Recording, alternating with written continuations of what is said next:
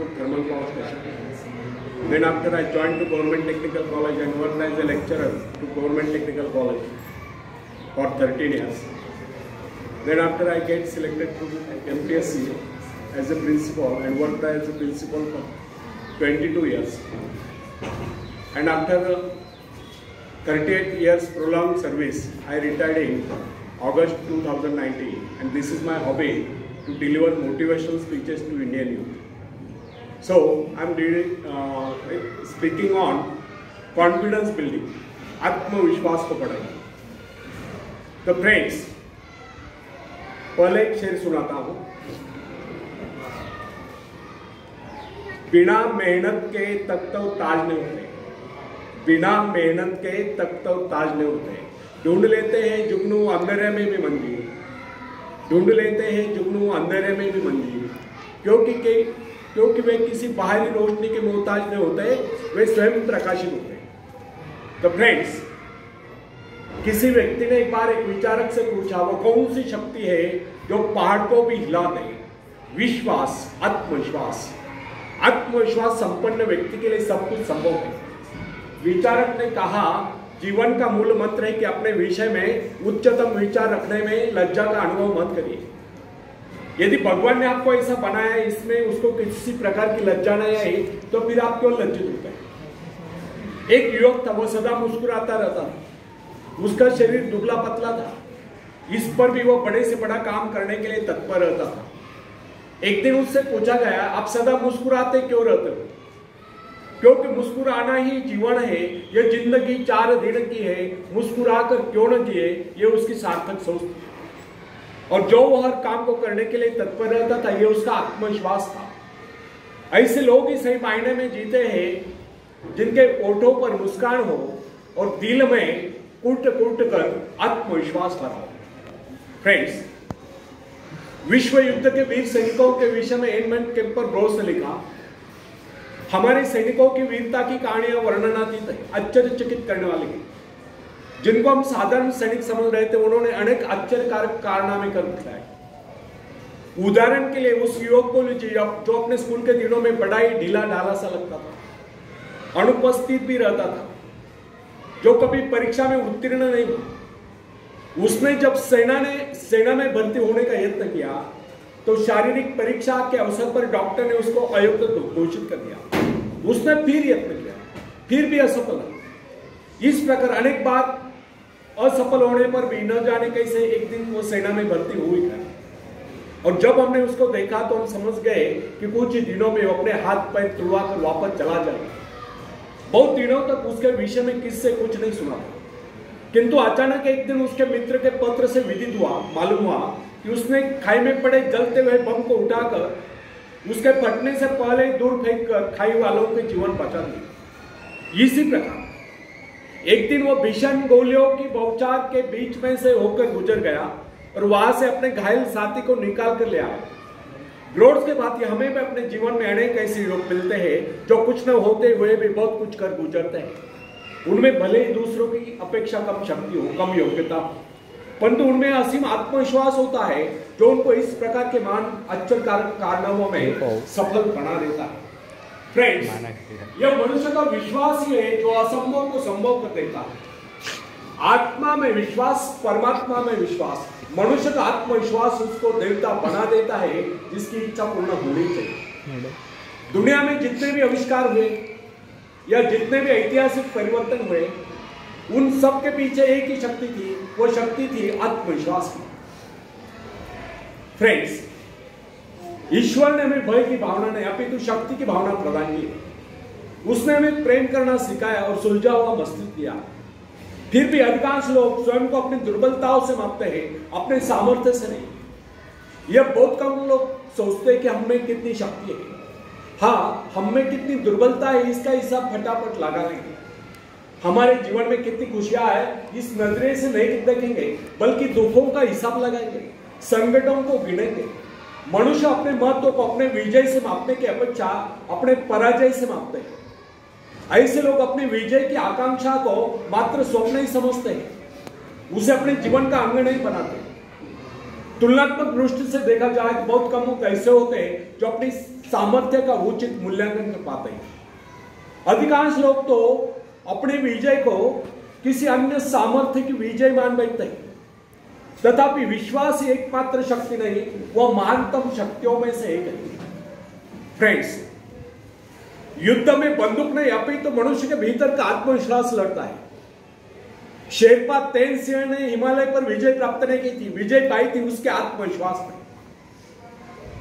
Friends, गाद का महान वीर गोलियत जब इजरायली शिविर में युद्ध करने के लिए पहुंचा तो उसने उसे ललकारते हुए कहा, यदि किसी में साहस हो तो आगे बढ़े, परंतु किसी ने साहस का परिचय नहीं दिया।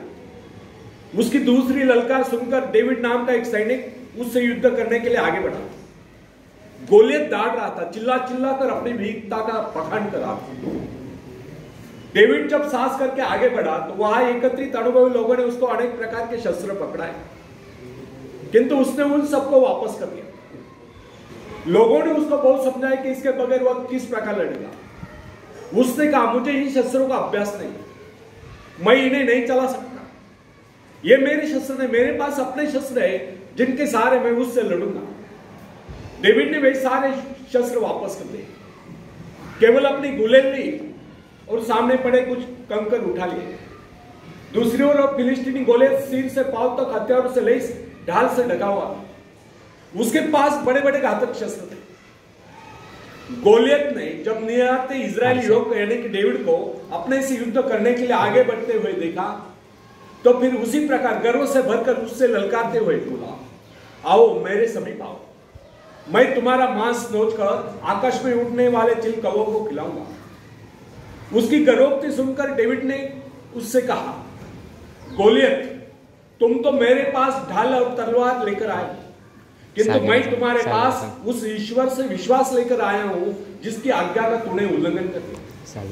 वह परमेश्वर जो इजरायली सेना का सेनापति है, आज वही परमेश्वर मेरे हाथों तुझको पराजित करेगा। उस फिलिस्तीनी के भांति डेविड के पास दिखावे के लिए शस्त्र नहीं थे। उसने किस शस्त्र पर विश्वास जमा कर केवल अपने आत्मा पर विश्वास जगाया था, अपने परमात्मा पर विश्वास जगाया था, अपने आत्मविश्वास पर विश्वास जगाया था। इसी विश्वास के आधार पर उसने गोलियत को पराजित कर दिया। उसने अपने गुलेल में एक पत्थर सटाया और गोलियत के माथे को निशाना बनाकर उसे छोड़ दिया। पत्थर लगते ही वही जमीन पर लोटपोट उठ गया। यह डेविड के दृढ़ आत्मविश्वास का परिणाम था कि सिर से पांव तक हथियारों से लैस गोलियत को उसने धूल चटा दी, केवल एक गुलेल और ईश्वर के प्रति विश्वास के दम पर, अपने आत्मविश्वास के दम पर। विवेकानंद जी भी कहा करते थे, जिनमें आत्मविश्वास है वही आस्तिक है और जिनमें आत्मविश्वास नहीं है वो नास्तिक। इससे यह सिद्ध होता है कि आत्मविश्वास अनन्य रूप से सफलता की कुंजी है। यदि विश्वास नहीं, भरोसा नहीं तो उपलब्धि नहीं। विश्वास जितना दृढ़ होगा, विजय की संभावना उतनी अधिक होगी। हम लोगों में यदि कमी होती है तो केवल आत्मविश्वास की।